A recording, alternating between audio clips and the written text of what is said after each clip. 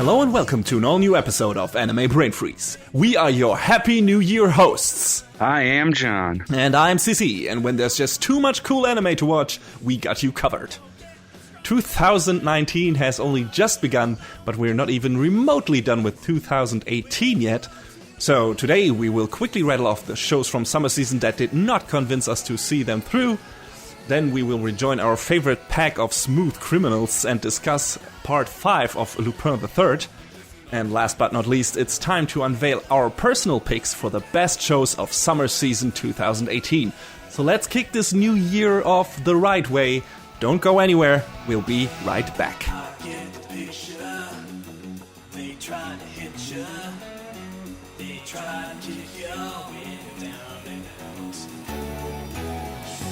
Alright, here we are in the top and drop, and as par for the course by now, we we want to quickly talk about the shows that we didn't watch till the end. We dropped on the way there, which landed on the cutting room floor for one reason or another. So, John, what shows couldn't keep your interest until the end of the season?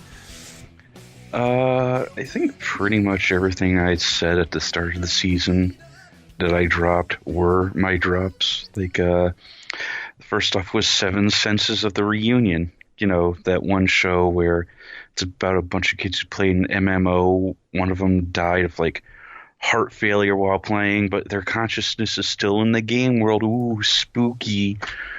And, yeah, no thanks, I'm good. It's one of those, I get it, but there's go watch Dot Hack. Just do that. Which Dot Hack, though? There are many. Okay, I'm sorry. Dot Hack Sign. And then maybe GU. But sure. Don't watch Legend of the Twilight Bracelet. Blah. I've only seen Sign, so... that's good. You're halfway there on the good Dot Hack series. Now go watch GU. And then play all the games. Yeah, all 7 of them. Pass. So, what was one of your drops? One of my drops is actually a surprise to me, and that was Free Dive to the Future. I was really looking forward to this new season of Free.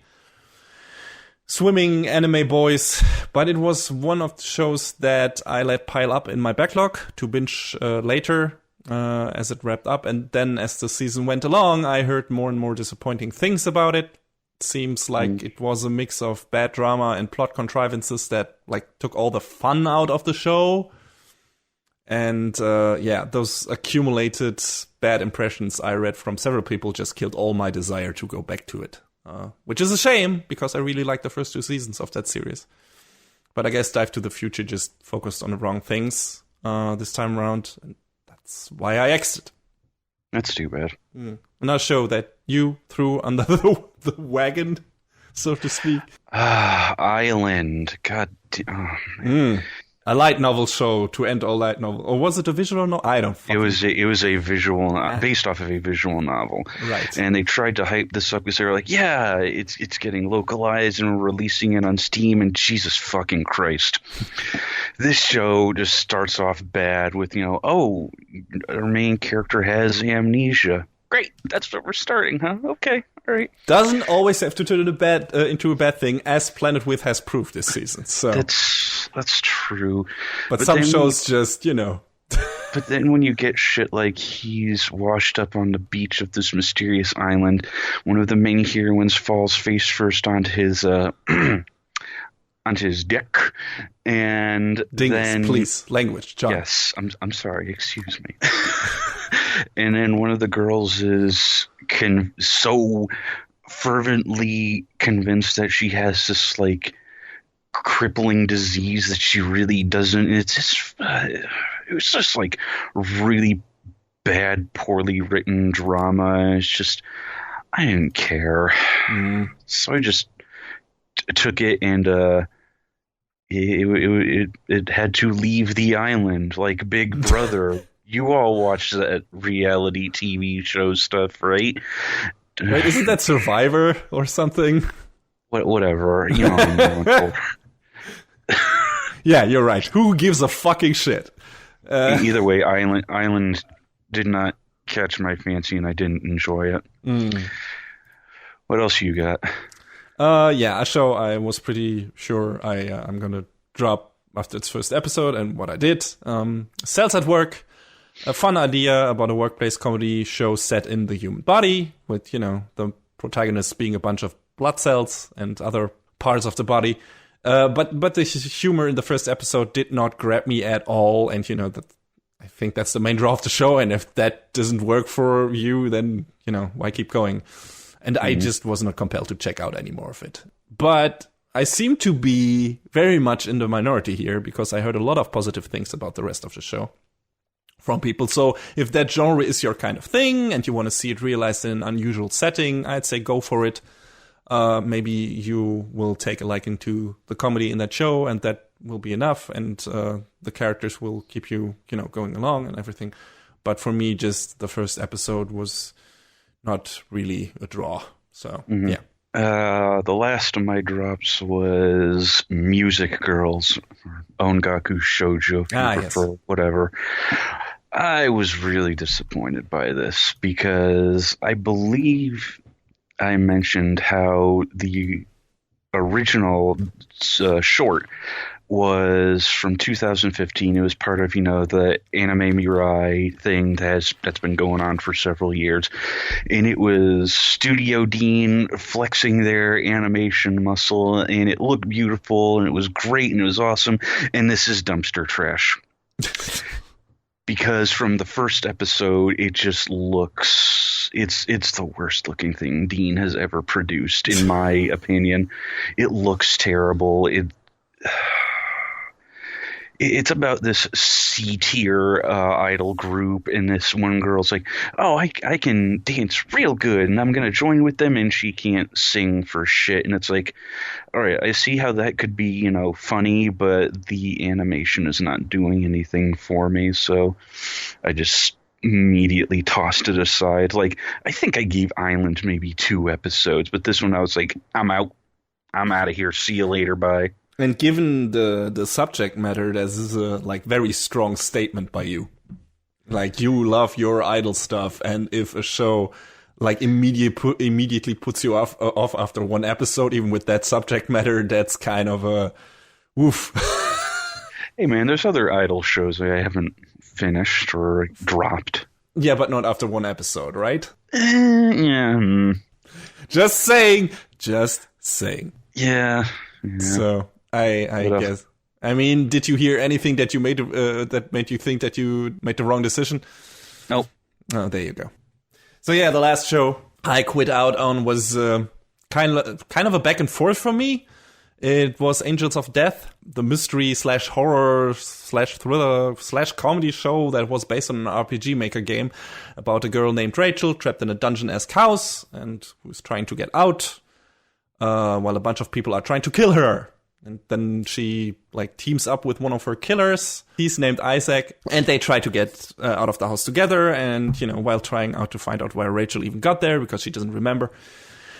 And I thought this would be my Trash Stash anime for this season initially, because the setup sounded dumb, and the first episode, felt like dumb, but it was also just boring.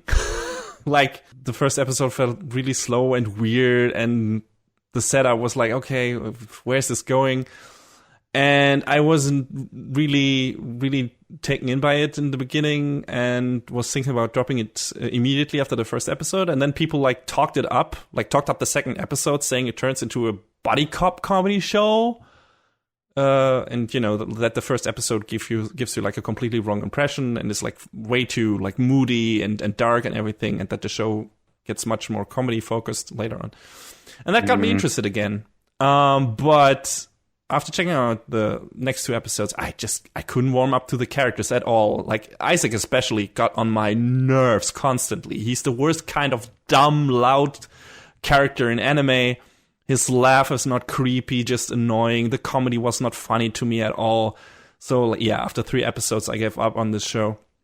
I read through the story synopsis, though, because I had on Wikipedia, because I had a suspicion about what the mystery setup was actually about, and I want to see if I'm right, because I thought Rachel was already dead, because, she killed herself. That was my guess from seeing the opening, where someone hangs himself or herself. and had to that this house was purgatory and that she had to fight her way out of it to get to the peaceful afterlife or something. But apparently I gave the author of this too much credit because I was completely wrong. The story wraps up in a completely different, underwhelming way and makes no fucking sense to me. So I guess I made the right decision and didn't really miss out on anything by not watching this show. So, yeah. I question how much, maybe that's not fair to say, I question how much depth a game or a show based on an RPG Maker game could realistically have, but, Well, just from the virtue, being an independent game, there are a lot of independent games with cool stories out there. So that doesn't necessarily have to be like an indication of bad quality. Mm. But, in this case, it just feels like, what were they even trying to do with this? And none of this worked for me. Just none of this. It felt to me like that show didn't know what it wanted to be, and none of the stuff it tried worked well either way. So, yeah. Mm. Yeah, and the last one I already teased last season, or I said I wasn't sure if this is going to be a review or if I'm going to drop it, but I ultimately dropped it, and that was Persona 5, the animation. I was going back and forth on this as well. I was like, am I going to watch this? I watched the first episode and then, heard a lot of bad things about the animation and saw some clips of the animation and was like, oh God. And, it's 24, 26 episodes long, and that is a big game. I don't think that's nearly enough time to get the story and give the story and characters enough screen time to come even close to how well the game wrote them, characterized them, and everything, and get all this interesting story stuff in there. And I was like, okay, maybe I'll watch it and detail how this fails as an adaptation of a video game. And yeah, but there was so many other shows to watch and work and stuff to do, and I was like, I can't make time for this, especially if I have forced myself to watch this. And it sounded like, from everything I heard, it sounded like I would have had to force myself to watch through this, because I played through the game twice. I loved it, or I still love it. I'm probably gonna, be suckered into playing this fucking re-release that's apparently coming out next year again as well, whatever they do to it. If they only add one chapter of character story to it more or something, I'm probably going to play that too. But, just watching that thing that I love in a lackluster version, I can probably tell you already what sucked about it, that too cramped, bad direction, bad characterization, bad animation. That those are probably the hallmarks of a bad video game adaptation. And it seems like Persona 5 the animation is checking off those boxes. I hear the special that they had after the series ran, I think Dark Sun it was called, was not great either. Great. I was thinking about checking at least that out to get more of an epilogue. But then again, the game doesn't need an epilogue. The way it ends is perfect. Perfect. And the show doesn't have anything, in my opinion, to add to that in any meaningful way. For if there were any people who were actually, looking forward to that comparison out there, I'm sorry, that's not going to happen. If we ever do a spin-off of this podcast where we talk about video games, I'll gladly sing Persona 5's praises and talk at length about why this is one of my favorite they wish, not favorite anime, favorite RPGs of all time now. It ranks up there, definitely. But yeah, not about the anime. And yeah, that's that. And then everything else we talked about in the sneak peek, we either have reviewed or will review, because it was a two-core show, or will be, like Banana and Fish and Attack on Titan Season 3, for example. Although that one will be a while, because the second part of that will start in spring. So for those of you who are looking forward to our thoughts on that, you have to be a bit more patient, just like we need to be. Anyway, yeah. But it's come. And it's supposed to be really good. Anyway, that's it for the Chop and Drop. Now it's time to once again say let's get dangerous and talk about Lupin the Third.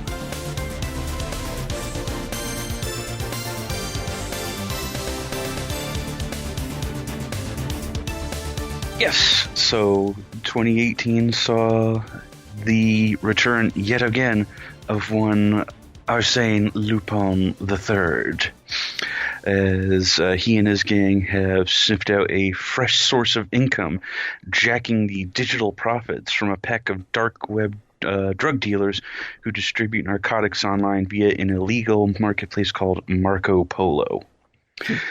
So it might be digital cash this time, but, Lupin's going to get your Bitcoin, so watch it. But, there is still a safe to crack. In this case, a fortress-like cloud server in the middle of the ocean, and there's still a key named Ami, the hacker who built Marco Polo's payment systems. Lupin's ready to do what it takes to get her to open up, but she's already about to crack, and requests the legendary thief's aid in her escape. Meanwhile, Lupin's foes find that the best way to capture the thief is to turn to social media. And this is the setup for our finally modern-day super hacker masterclass, Lupin the Third. Well, he's not the best hacker in this, to be fair. Which kind of makes me glad, because when your main character is the amazing super hacker, that kind of doesn't do it for me. There's a show that we're going to be talking about soon-ish where that happens, and it sort of put me off from the character. And we've talked about it in Sword Art, because fuck Kirito. Yeah. Yeah, we did. And yeah, I mean, Lupin is a genius, but, he can't do everything. And that's also, that's a very integral part of the show. Like, him and some of his companions not necessarily being able to keep pace with the times. And that's in general, the setup for this season was probably the most interesting Lupin has gotten for me. The whole theme complex of social media, the way it influences people of today, the way it's integrated in our society, and how it can be corrupted by powerful people and used for their own gains and everything. Not to take away too much from this, but the ultimate, quote unquote bad guy. It's a matter of perspective, but the final antagonist of the show is like this fill in Elon Musk, Steve Jobs, Jeff Bezos, Bill Gates, whatever tech mogul that you would expect. And yeah, it all fits with this season of Lupin, which is like this very contemporary and socially / politically, relevant subject matter that's tackled here for a Lupin show. I mean, it's not going like super deep into that. Like, it's not like, oh my God, this is like a super deep and dark and dramatic meditation on what it means to live in our current society and being integrated into social media and all the bad things that has wrought on us as humankind. But it's playing around with it.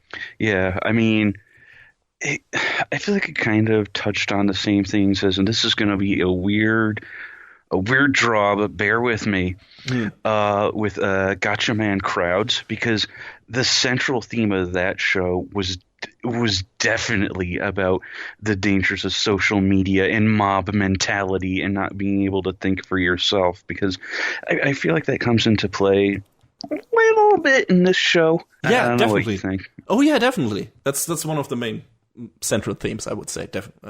Well, not in all of. We first have to say, talk about the structure here to make this understandable. So basically, this season of Lupin is like separated into 4 parts. They call it episodes in the show, and then those are interspliced with some one-offs and some filler stuff. And those 4 parts are kind of loosely interconnected. Like, there's some stuff that carries over and some characters are introduced to become more important later on, or, get a break and then appear later again. And it all like flows together at the end. And some of those episodes are more relevant to the stuff you just mentioned with Gotcha and Crowns, and some feel a bit more standalone, I guess. or are more related to the character development. Like, for example, this season takes a definite statement on Lupin's and Fujiko's relationship, which I found very interesting. You know, that relationship was always like kept in a certain status quo, and doesn't necessarily change that in this season, but it talks about it. And it discusses it and what that relationship means to all the different characters and how they actually see it and why it is the way it is. And I really appreciated that the show made that actually a thing in the show and a very, very important part of the development and the plot development too. And those 4 parts like talk about either the social media stuff or use some of the setups to do some character development. And it's a lot of cool stuff. And you talked about the new character that's introduced right from the get-go, Ami, or Ami, as she likes to say every so often that you don't pronounce her name the way Lupin always does. I think Lupin keeps trying to pronounce it as Amy. Yeah, what did you think of her? I mean, at first she's just sort of like, whatever. I feel like they tried to at first make her be like, oh, she's this girl that needs saving, which she kind of does. But then when she starts to prove herself as being like, yeah, I can be just as helpful for you guys. I feel like, when she starts really flexing her brain to start doing things to help out the Lupin and the gang, she was really cool. And she, really seemed like a natural fit that wasn't there before. I'd like to see her make another appearance in the next part of Lupin, but I guess we'll see what comes of that. Yeah, we'll see. I feel like her story is kind of finished by the end of this, just like Rebecca's story was kind of finished at the end of season 4 or part 4. I mean, that's true, but Rebecca did at least make an appearance this time around. Oh, spoilers, John. I'm not giving the context for it or when it happens or why it happens. Yeah, I initially thought she wouldn't show up at all, so I was happy when she did. Yeah, I also thought, I was kind of bummed when Ami didn't turn up in the second part of this season. And I was like, oh no, wait, was she only a factor in the first part of this? But no, then she comes back in part 3 and 4, and it's like, yeah, nice. I'm glad because I like her. I think she's not your just standard genius hacker. I mean, she is that, but her dynamic with Lupin and with the others and with Zenigata and some of the other characters in that show, especially with Fujiko too, their development of their relationship and, their relationship with Lupin is really good. I mean, the second part, obviously introduced some other characters, like it went more into detail with Albert. Mm-hmm. But it was also, I think it's worth noting that the second part was written by someone different than the first, third, and fourth parts. So that might have been also why. Yeah, it's interesting. I expected Albert to be a much more deciding factor in the later stuff too. I mean, he appears again and he definitely has an important role to play. But it's like he felt like such an important introduction in the second part of this season. I was expecting him to do just more, just in terms of he is introduced as this kind of like old companion / now maybe nemesis to Lupin, where they were both thieves and now they lead. Well, Lupin doesn't lead a different life, but Albert kind of does and manages to get an upper hand on Lupin and plan farther ahead than Lupin does. And he, the show gives you the feeling that he has Lupin figured out, that he knows how Lupin thinks, and that's why he can counter his every move. And that's super cool. And he feels like, okay, this is the anti-Lupin. This is the guy who's more so than the Zenigata. This is the guy who could bring Lupin down if he wanted to. And it was just a cool setup. There was less like, oh, that's interesting. Like the way he's portrayed in general was just like, okay, this character has a lot of potential, and then they don't do that much with him until the end. Like I said, plot-wise, he has still an important part to play, but in terms of his character development, especially in relation to Lupin, that's kind of wrapped up at the end of the second part of the season. So yeah, maybe that is because, like you said, that part is written by a different person than the other three parts. And that's fine. I got already more character development out of a Lupin show than I expected from this thing. So I'm cool with that. It's just, it feels a bit of a waste to introduce such a cool character and then, don't give him the full screen time that he might have deserved. I mean, hey, who knows? Maybe he'll come back in part 6 as well. We have no idea. Yeah. I don't know. Has there been in part 6 announced yet? I think there's supposed to be like some one-off special this coming season, but that's about it from what I've heard. So yeah, let's talk about more of the episodes and story itself. Like there's the first part is about, I think it's the first 4 episodes, if I'm not mistaken. First 5, I believe. Or something, yeah. And it's about, like we already said, Lupin breaking out army, and then they basically try to escape from the people who create this Lupin game. And what that Lupin game is basically, hey, social media, here's this master thief. Anyone who sees them, please, film him or whatever, put it on Twitter. And that way maybe we can, let the police like catch him and everything and get our money back. And that seems to work in the beginning, but then like Lupin does this genius thing where he starts Twitter and overexposes the web to his daily life so people lose interest, which I thought was a fucking genius and a nice commentary on, social media in general. Like, hey, give people too much of this, they don't give a shit. they wanna be the paparazzi who find out, and they wanna be the people who uncover your secrets. But once you show them everything, they don't give a shit anymore. It was like, okay, that's genius. I love it. It's just one of those things. Where's the next big new thing? We don't get Lupin's old hat. Yeah, who cares about him? He's old news. Yeah, that was great. That was just such a nice, biting commentary. I really enjoyed it, and I didn't expect Lupin as a show to be capable of, such a contemporary statement in that regard. Really enjoyed it. Again, that counts for all parts. Lots of action in this show. Lots of shootouts and chases on foot, on car. Lots of Goemon, the samurai of the group, just slicing things in half. May it be bullets or cars, it doesn't matter. And, or people. Jesus, yeah. That's when the second part happens. Albert comes into the picture. He shown the shadows in the first part. It's like, okay, maybe he's pulling the strings, but there's something else behind it, and there's a wider plot happening here, and that comes up in part 2 that he is very much part of. It's kind of a spy political plot.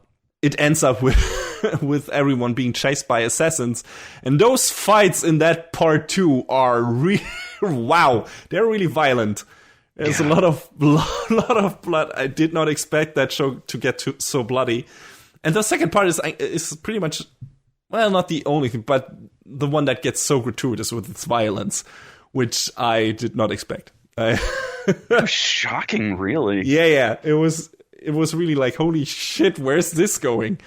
And then they pedal back on that in the coming parts. But part 2 is, Jesus, really violent. But entertaining and really cool action. So, yeah.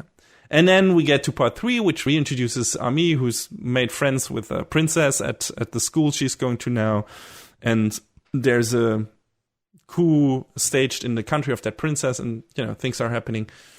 And that also introduces, on the side, the final antagonist for the show, who comes into play fully in the 4th part. Mm. And all of that is kind of interconnected, like I said, loosely. Like the first episode, introducing Ami and everything, kind of does the setup, and some of the characters that appeared on the side, like the one of the assassins' families, comes into play later again in the final part and everything. And the first part leads into the second, where Albert makes his play, and then that leads into the third, where we get a bigger picture on what is happening in another country, and then, with social media and everything, and that leads into the final part that is pretty much all about this series version of Facebook, maybe, and only with creepy face recognition and invading everyone's privacy, with consent. That was starting to get a little real. Yeah, it's scary. It's scary stuff. Like I said, the final antagonist is not.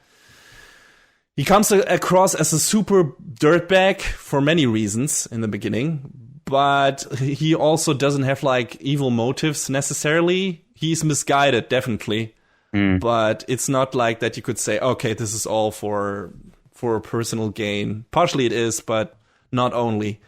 And yeah, that was interesting too.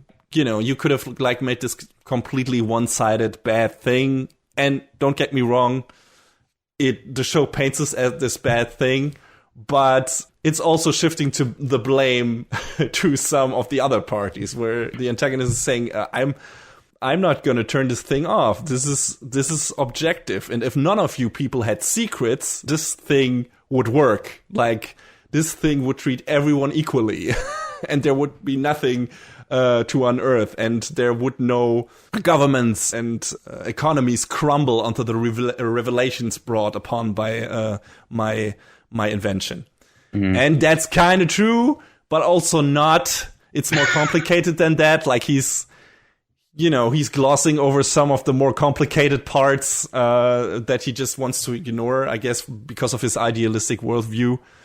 And that's understandable, but it's still dude, open your eyes, the world doesn't work like that. And, it's fun that the show tackles all that. And I know it's probably complicated to make sense of what I'm talking about without knowing the story's content, but I don't want to give everything away because, like I said, I think it's legitimately cool that, a Lupin show that it's basically about a wacky thief stealing shit, being a big goofball, while also being a gentleman or trying to, with his wacky crew of companions, that also tackles themes like that.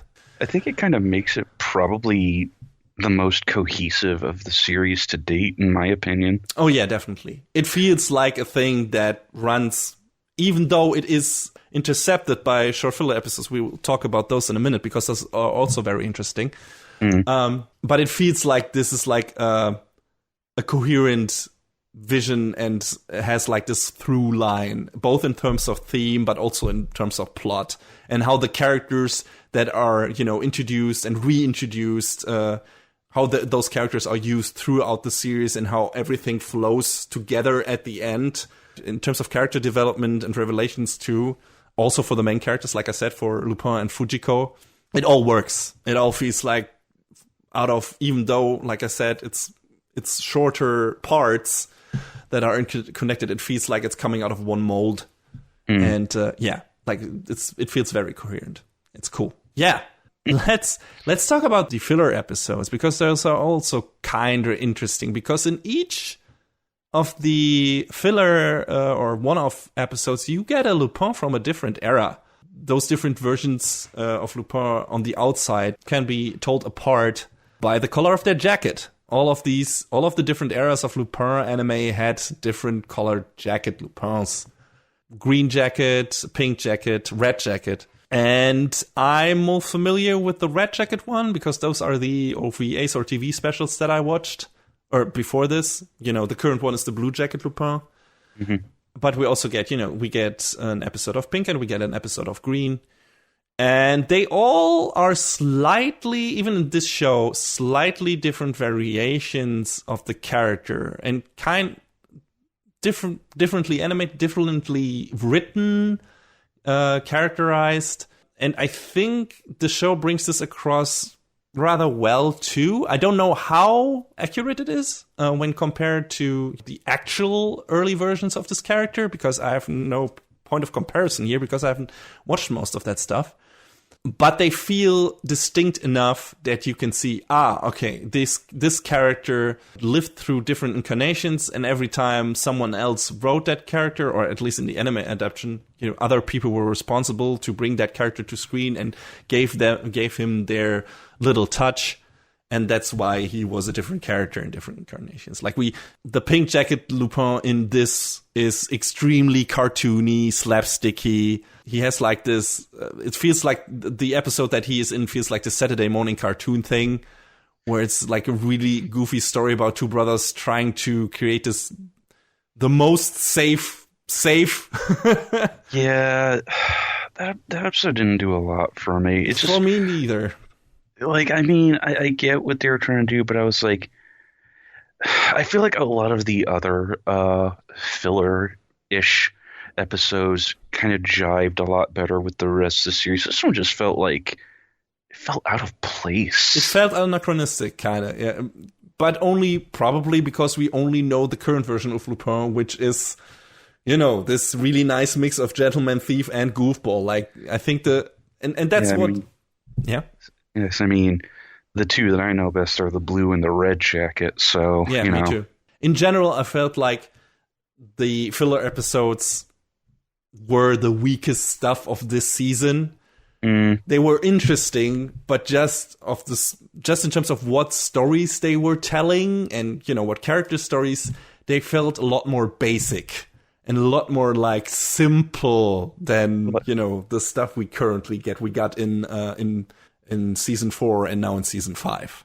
Well, I mean, that's because they're trying to, tell a self-contained episode or a self-contained story in one episode. True, but just each of them was written by someone different. So yeah, definitely. And I know what they were going for and everything, and I really appreciated it. But just, when you compare that to the more plot-driven stuff with in the Blue Jacket shows, and don't get me wrong, the previous season had a lot of in-between filler stuff as well. Just, I feel like the Blue Jacket stuff appeals the most to my personal sensibilities, whereas I like my plot driven stuff and my character driven stuff. I think the Blue Jacket stuff pulls that off the best from what I've seen. Like I said, I've not seen much of Lupin. It's been ages since I watched Castle of Cagliostro, but I think that was a Green Jacket incarnation, if I'm not mistaken.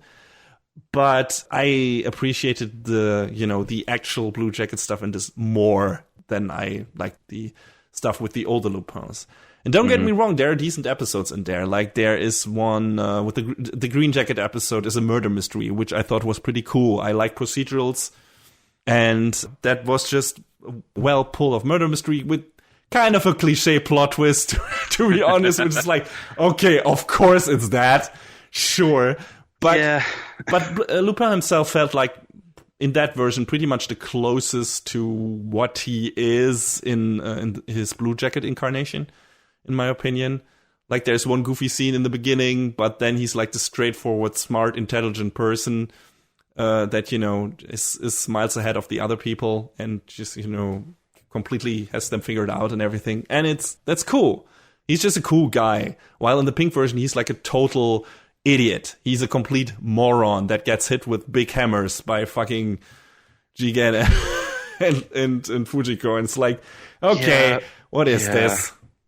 And the Red Jacket version, at least in one of the episodes, he is like the super horny adventurer Indiana Jones knockoff. That didn't really jive with me. I don't mind the supernatural stuff. Also, that came across kind of weird, especially when compared to the pretty realistic contemporary stuff that we got with the Blue Jacket storyline in this season. But the worst off in that episode is Fujiko, because she's like this really ditzy, I don't know, prissy dumb version of herself that is just not up to date anymore. That feels like, okay, this is definitely from an old version of Lupin, where the most important thing is that is a hot woman who doesn't really contribute anything else to the advancement of the plot and doesn't help the group really. And it's just there to cause trouble for everyone. And that's just not the Fujiko I'm used to. I'm used to like this super smart, badass, on par with Lupin in level of intelligence person who constantly challenges him and he constantly challenges her. They have like this great dynamic. And in this Red Jacket episode, it felt like, oh, she's just in there for Lupin to lust after her and for Jigen and Goemon to complain that she is in on this adventure with them. And it's like, I don't need this. I don't need this portrayal of this character. And, Lupin has also been done better. So, yeah, I didn't like that. There are 2 more Red Jacket episodes. One is completely about Goemon. I also didn't like that one.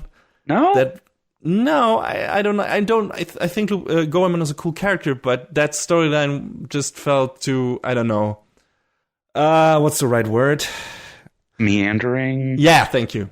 It felt like that episode. I know it was just a one-off, and it was supposed to be more of maybe a comedy driven show episode, because Gorman got roped into this ridiculous stuff.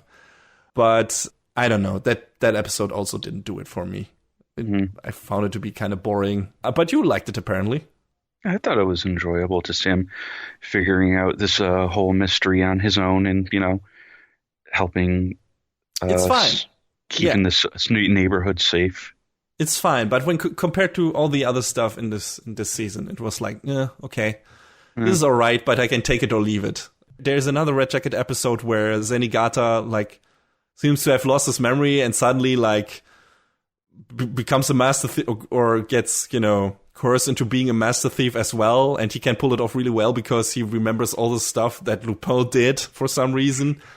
And that's funny in concept, but they really didn't do anything with it, in my opinion, really anything interesting. It's like, haha, this is funny because now Lupin gets, is outmatched by Zenigata, but not because he's trying to catch him, but because he's being a better thief. Funny, again, for a one-off episode, but you could also have done so much more with that. And it was kind of a waste. So yeah, all the Pink Jacket and Red Jacket stuff just didn't do it for me in this season. I'm pretty sure, that's just me. I'm pretty sure there are people that love the Red Jacket incarnation, that love the Pink Jacket incarnation, and they are we're head over heels for these episodes. And we're like, oh my god, that's amazing. That's the Lupin I remember and that I grew up with, or whatever, and that I love. And yeah.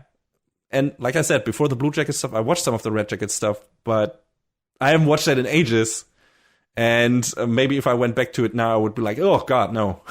What we got in the past years was much better than this. So I don't know. What did you think about, I don't think we touched on it, the episode with Zilberstein in the chess match and the girl that Jigen has to out-sniper. That's also great. That's a Blue Jacket filler episode, I think. And I love that episode because I think the sniper duel between Jigen and the other sniper is fucking cool. I mean, what's not to love? And, the chess play in the same time, Lupin putting his life on the line was, thrilling. And also like the other Blue Jacket filler episode where they just hang out together in their apartment in France and going through their daily lives and the weird stuff that comes with that, what classifies as daily life for Lupin. But Zenigata popping up there and Fujiko being there, and you don't really know what she's doing and what's happening. But all of that was super sympathetic, and it focused on the main characters and how they interact with each other. And that I love those when those are together in their current incarnation and just bump into each other, just just interact with each other and talk with each other. And I really, really like that Fiddler episode too, where it's just those guys in that hanging out in that apartment and doing things together. So yeah, all the Blue Jacket stuff from beginning to end in this season was amazing in my opinion. It's just that the other stuff, the callbacks to the earlier versions of Lupin didn't work for me. Or not all of them anyway. It didn't exactly ring true. Yeah, not for us. I mean, like I said, for other people, maybe the best stuff in this season, I don't know. I haven't checked Lupin Twitter, so I don't know. But it's like I said, it's really cool that it's in there. Just even doing this. Like, hey, here's this character with this rich history in manga form, in animation form, and we can pull from that to say, hey, this is what this character also is. This is also what this character is. All these versions are legit. All these versions are valid. All of these are Lupin. And that, again, also, if you consider how the show wraps up, all of these versions are Lupin, and that is, the at the end the show asks a simple question: what is Lupin? Like Fujiko asks him that directly, kind of, what is our relationship? What am I to you? What are you? Those different incarnations play into the resolution of that as well, in my opinion. Again, I can't go into detail because that would be a spoiler. Like, how Lupin answers Fujiko's question is a very interesting thing, in my opinion, and the way they resolve that. And it's like, oh, yeah, sure. That's what the guy is. That's, and that's enough. That's enough for Fujiko to be like, okay, I can live with that. And yeah, I thought the same. It's like, yeah, I can live with that. That's that's a cool thing to do. So yeah, and those different incarnations play into that as well. Because let's say Lupin is a guy of many faces, and that the show proved that in more ways than one, and did a very good job at that, in my opinion. Even if you don't necessarily have to like all the versions of Lupin that exist and all of his faces. Some random observations. There is like this one flashback to Lupin's and Albert's shared history where they fight a giant leopard man with an axe in some kind of dungeon, and I was like, what? Yeah, that was... Now I want to watch that Young Lupin series that doesn't exist. Give me a prequel that is all about Lupin and Albert, where they have teamed up as thieves and work together. I'd love to watch that show. That would be cool. And how those drifted apart by the end and everything. I think that would be a cool thing they could do next. See some of their adventures. Also, again, cool soundtrack. Like Yuji Ono is on point as always. Yeah, nice Jesse tunes. The OP is not as good as the one for Part 4. Yeah, we were spoiled by the OP for Part 4. Yeah, that was kind of a disappointment. Because it had snappy animation, everything was on beat with the music, and this one kind of has this weird, like, pastel-y, almost sketchbook look to it, and it wasn't terrible, but it didn't do a lot for me. The fourth one had a much more interesting style to it.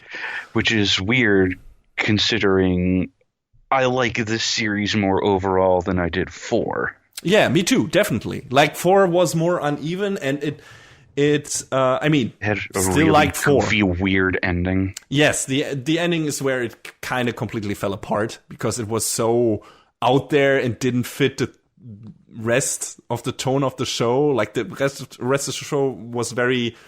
your normal cape and cowl stuff with thievery and conspiracy and government agents and everything, and it all fit with the Lupin stuff. And then they introduced this really weird techie supernatural element into it at the very end, which didn't work. Like, not at all. And, don't get me wrong, Lupin has done that before, like integrating supernatural elements into its story. And that can work, but in this case it didn't. And yeah, so the aftertaste of season 4 was a bit of, okay, this was great, but could have ended that a lot better. And I didn't get that from this season. I thought it was from beginning to end, a few hiccups by through the filler episodes aside, this was an incredibly strong outing. I mean, it may have been because the bulk of the main story was written by, in spite of this Part 5 having 8 writers, the bulk of the story, like parts 1, 3, 4, and that one of these side episodes, episode 11, went about Get Pablo's Collection, were all written by one person, Ichiro Okoji, whereas Part 4 was written by like 5 people all together. Okay. So it kind of... And the main bulk of the 8 writers for this one probably, or different writers probably were responsible for the filler episodes, I guess. Yeah, I mean, there were 2 or 3 people who it looks like, as far as I can tell, didn't have a whole lot of writing experience prior to this. Like, episode 6, 17, and 20... I couldn't find any writing credits to their names for Daisuke Sako, Takahiro Okura, and what a name, Shatner Nishida. Okay. I guess his parents must have been fans of William Shatner. I don't know. Maybe. But episode 12, the Goemon one, was written by, and this was interesting to me, there's a couple of big names on this list. Episode 12 was written by Kazushige Nojima. And if you know that name, you probably know Final Fantasy 7, 8, 10, 10-2, Crisis Core, and Kingdom Hearts, because he was one of the lead writers on those games and those series. Episode 18, which is one about, all of them hanging out in the apartment, was written by Yuniko Ayana, who's done stuff like The Seven Deadly Sins. I think he specifically wrote, or he or she specifically wrote Signs of the Holy War, Aikatsu, Aquarian Logos, Brotherhood, Final Fantasy 15, which I think we both agree is great. Yeah, it's fun. Flip Flappers and a few other things. And then 19 with Zilberstein was written by one Keiichi Sigsawa, who we've talked about previously about Kino's Journey and SAO Alternative. So there has been quite the cavalcade of writers working on this show, and in spite of that, it still feels mostly cohesive. Yeah, except for those callback episodes, I would say it adheres to a cohesive vision. And yeah, that's admirable. I wonder how many of the people who wrote the callbacks episodes were fans of the old Lupin stuff or part of the production of that. I have no insight into that. I mean, that's entirely possible. I had thought of that. I wonder how the producers decided to, okay, we're going to pick for the callback to Pink Jack Lupin, we're going to pick that person because, or, what was the decision process behind that? Did this happen at random, or were people nominated, or were people raising their hands saying, oh yeah, that's the Lupin I grew up with, can I write that episode? I wonder how that, how the production committee decided on that. So yeah, I would like to know more about that part of the production. But yeah, like we already said, it all comes together at the end, and that is good and important. And I left this show pretty damn satisfied. I wouldn't mind another season of Lupin, but I won't be sad if we don't get another full season. I feel like this is a good ending point for Lupin. If there was not any more Lupin, period, this is a good final statement on why Lupin has endured through the times, what makes him cool, what makes the show work, what makes the characters in the show work, what his relationships to the character in the show are, why that works, why so many people are drawn to it. That all gets brought up in this show, in text. Not only in subtext, the show is very, very much asking those questions. Who is Lupin? What is he about? Could he survive in today's world? And that's not only meant as a character, but also as a concept, as a show. Is that kind of character welcome in today's world? Can he work? Can he survive? And that pretty much counts for the anime world as well. And I think the show has a pretty good answer for that. Why, yes, he can. Why it works. And how they did it so far. And yeah, I think just, that's super interesting for a show to ask such a question, especially for one that's been so long running. I think that's the only reason why it can do that. It's always been moderately successful. I think this is a really strong season. I think you will get most out of it if you are at least familiar with Lupin. Probably the most out of it if you have watched more than one incarnation of him. All four would be best, probably.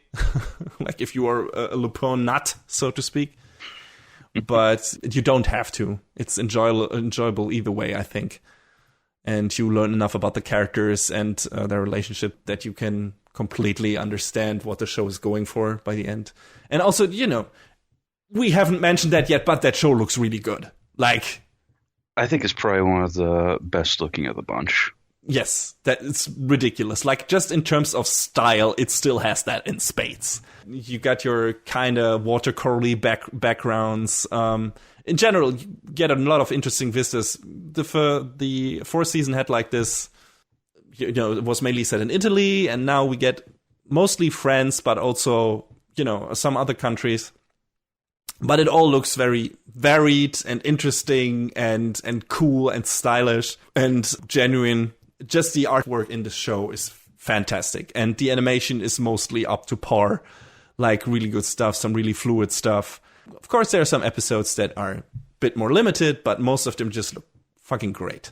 Really snappy animation when you needed some snappy slapstick stuff, when you needed some sometimes very violent action stuff. Yeah. This is really impactful. The car chases look great too. You know, everything you could want out of a heist show in terms of animation you will get here. It's a stellar looking show. It's really good stuff in more ways than one. And all the character stuff just fucking works. It endears you to the characters. It makes you understand them more. I love, there's this one episode where the show pokes fun at Zenigata's obsession with Lupin, where Army is like downright, oh, you love him, right? That's why you can't stop chasing him. And Lupin is immediately like totally into this. Is like, oh, please kiss me. Save me, Totson, save me. Lay one on me, Pops. Yeah, Zenigata is totally taken aback. It's like, no, that's not what it is. And everyone who watches the show is like, yeah, of course that's what it is. Obviously.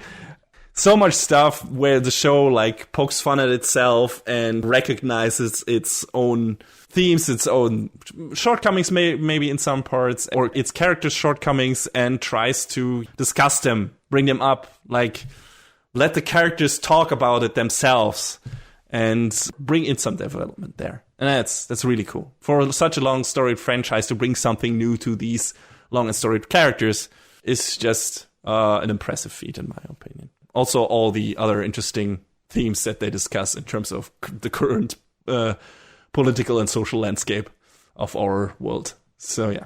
Lots of stuff to see in this show. Lots of stuff to have fun with. Lots of drones.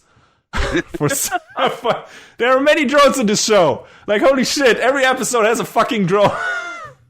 Hey, man, it's the future. Yeah, I guess. But, man, I think if you make that a drinking game, take a shot every time a drone appears on screen, that's one of the many anime brain freeze drinking games that could kill people, I think. Oh, no. Don't actually do that. No, don't. But if you want to, you can. Anyway. So, yeah, I loved Lupin Part 5. I think it's a fantastic action/comedy/whatever show. Heist show.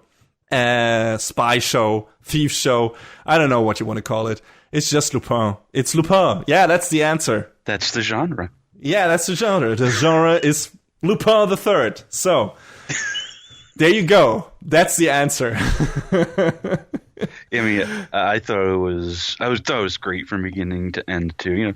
The filler episodes, obviously, kind of a mixed bag, but I still think it's worth experiencing the whole thing. And if you're not interested into seeing different versions of Lupin, you can skip those and you won't miss out on the story. Mm. So there you go. You have that option as well. And there are not that many. Like 3 red jackets, 1 pink jacket, 1 green jacket, 1, and the rest is blue stuff. So, and blue is cool. Definitely. Blue is best Lupin. Come at me. Agreed. I won't. I fully agree. You can feel free to leave a comment down below and tell me how wrong I am. Yeah, please do. All we need is comments. Yeah, but that's it for our reviews for summer season 2018. So we still have one little thing to do.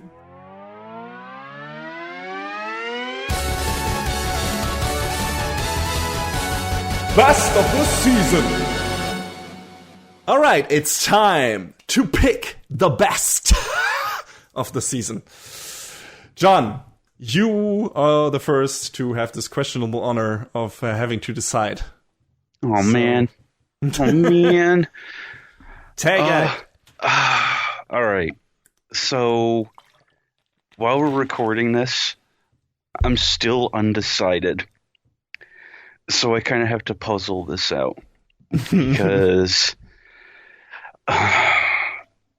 so there were like 4 or 5 shows this season I really enjoyed. I mean, the thing is, and I guess I might as well run all of them down and then try and talk it out from there. The first was Attack on Titan season 3, because I mean it'll always be a perennial favorite. But the thing is, we only got half of the story from this third season, so I don't know. I'm not so sure I want to put it in the running because of that. Because I mean, it was the part of the story that everyone kept playing up as, or some of our mutual friends were playing up as, oh, it's not going to be as, good because we're a part of the story. Sort of like slows down. It's real talky, but they really sort of got through it and made it really interesting, I thought. I would keep it for the next season, especially because we didn't do an official review on it. That's true. That's fair. And, then we can talk at length about it once the second part of the third season comes out, and that is also supposed to be a really good part. So yeah, I guess. So we'll table that one for now. Yeah. Then. The next on my list of contenders was Chio's School Road. I mean, it won't win any awards for animation, but god damn it, it was a fun and funny show that I think we both agree was just super, super enjoyable to watch. Just watching shitty characters doing shitty things to each other. Yes, but being adorable at the same time. Yeah, it definitely had its appeal for that. Next was Harukana Receive, just because it was just a fun little sports story. It had that breezy summer vacation feel to it, and it just really grabbed me, and I really enjoyed it. And I don't know if I really need to say a whole lot more than that, because it was what it was. It's just playing volleyball and having fun and doing your best, and yeah.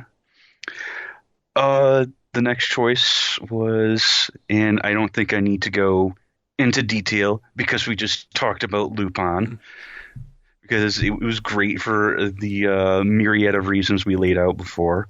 So the last choice was Revue Starlight, because it was captivating from beginning to end and opened my eyes on this world of musical theater that I didn't know existed before, and reading about it and just learning about all the ties the show had to it was just fascinating to me. And I know I probably overused that word when I reviewed it a few weeks back, but there was just something so captivating and intriguing about it. So I guess between those four, I think I'm gonna go. I'm gonna go with Lupin, just because I think it probably was the strongest out of all of these those four shows, mostly because it had the best character development for Lupin and his gang that we'd seen since before the Blue Jacket era started, and it just came together in a really cool and meaningful way. And that's not to say the other shows didn't have their meaningful moments, but just I think Lupin just kind of tied itself all together a lot more nicely than the rest. I expected you to pick a Revue Starlight because you were just I was going back and forth real hard, man, and I don't think it's not a distant second. It's a very close second. It's probably one of those seasons where it's like, you wake up tomorrow morning and it's like, no, I'm changing my mind. That's like, hey, John, what's your favorite Zelda game? Today I'll say it's Link to the Past. Tomorrow I'll say it's A Link Between Worlds. Yeah. These seasons happen. So, yeah. But that just speaks for how much good stuff there was this season. Yeah, this was a densely packed season. An embarrassment of riches. Yeah, both this season that we're talking about, the summer season, as well as the next season we're going to talk about, fall season, they were both densely packed with a lot of great choices. But what say you? What was your pick? Yeah, God, pretty much as many contenders as you had. I had one of my favorite shonen shows return with My Hero Academia, good sports action with Hanebado, and Harukana Receive, for that matter. Hilarious comedy with Chio, stellar mecha anime with Planet With, and finally a great outing for Lupin in its new incarnation. I liked all of those shows, or loved all of those shows. So it should have been a tough choice, but I kind of wasn't thinking about it for a while, and I was like, no, this is it, because Planet With did just so many things right. Hey. It had everything that appealed to me. A cool, weird design sensibility, great action, good jokes, a banging soundtrack, incredibly well-written story and characters. Norio Sakamoto as a giant fucking dog saying one all the time. With, lots of themes to chew on under the surface. Like, pretty much the only thing the show didn't blow me away with was the actual animation, which should be a bigger factor for points deduction than it turned out to be. This is pretty much the only department where My Hero Academia completely annihilates Planet With for me this season. And I still feel really bad for not being able to give my best of the season award to season 3 of My Hero Academia, because it was arguably its best season yet. With some incredibly powerful moments, like 2 moments in there, at least 2 that I can like hit infinite replay on, because they're so epic, they're amazing, there's such nice exclamation marks on the characters that are in there and what it means for these characters to be who they are. But again, that show will have another chance to claim the throne. It is already returning next year, if I'm not mistaken. Yeah, it's coming back this coming October, which actually surprised me. I didn't think it'd be coming back until like 2020. Yeah, and if it, stays its course, which I hope it does, then it definitely has a chance to be best of the season again. And I know I said the same thing when we reviewed season 2, but then My Hero Academia ran up against fucking Made in Abyss and Recreators for me. Like, that show has some really bad luck when it comes to like what other shows it has to compete with in any given season. Come to think of it, we didn't have best of the season yet as a segment when season 1 of My Hero Academia wrapped up. But in that season, it would have run against Ushio and Tora, which is also now one of my favorite shonen shows. So again, learn to pick your battles, guys. Holy shit. Anyway. It will have its chance again, and it is very much deserving, this season especially, of a place on anyone's best of the season or year list. It's just that this time around, Planet With left a stronger impression on me because it felt so fresh and full of passion, and I just feel the need to highlight this show because I think it's the most overlooked series of the season, maybe this year. Like, Jeff Thu aside, I heard barely anyone talk about it, let alone sing its praises while it aired. And after it wrapped up, neither. And Planet With deserves so much better than that. I know anime has become even more of a fast-moving, short-lived experience when it comes to the collective viewing experience and memory of the fandom. Like, who remembers like shows from two years ago, right? Or even 2 seasons at some point. Yeah. But a show like that not being on everyone's tongue, at least for a short while during its runtime, is a travesty in my book. Like, maybe people like me who sometimes wait until a show wraps up to binge it are also to blame because they don't contribute to the word of mouth hype while it's running. And maybe the first couple of episodes were just too weird to pull enough people in. But man, the thought that almost no one will remember that show even existed by the end of this year, the latest, like, it pains me. It does not feel good. So even if it won't do plenty with any good in the long run, putting it on a pedestal here and calling it the, in my opinion, best show of the season is the least I can do. And I implore all of you out there to give it a chance, even if it seems weird and inaccessible in the beginning. Trust me on this. It's worth it. And yeah, that's all I can say. That's why I picked it. I think it needs to be here. And with that, we're done with summer season 2018. The new shows of winter 2019 have already started rolling out. So we will take a step at those in our sneak peek on the next episode. And also dish our first review for fall season. So no prolonged winter break this time around. Oh, man. Hey, we took some interim breaks in the past season anyway. So there you go. Well, that's how that turns out. Well, some of them were unavoidable. Sorry about that. It worked out in the end like it always does. And also the next season might be a bit on the shorter side than, you're used to, because John watched most of the shows that we watched together, like both of us watched the same shows. And that means we can get to those pretty quickly. And like 2 or 3 shows I watched are still running because they're 2 core shows. So, yeah, we'll see. Might be a few less episodes than we normally do. I haven't figured it quite out yet, how many we're going to do. Yeah, there's like 4 shows that I started during the fall that are still going. Yeah. And then Yu-Gi-Oh! And for me, it's 5, I think. So, yeah, that only means that spring is going to be hell.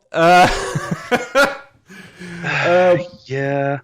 But, I mean, this coming season looks a little, I don't want to say threadbare, but there wasn't as much that grabbed my attention. But, I'll have to see. There is time to change our minds until, Attack on Titan starts again in the spring, and then the magnificent, triumphant return of Symphogear in the summer. Also, we have some stuff to look forward to. Mob 100, there is some stuff that is definitely must watch already, and we'll talk about that in our sneak peek next time, and all the other shows that maybe are worth our time. I'm very much looking forward to that. But yeah, until then, see you guys in 2 weeks. Take care, everybody.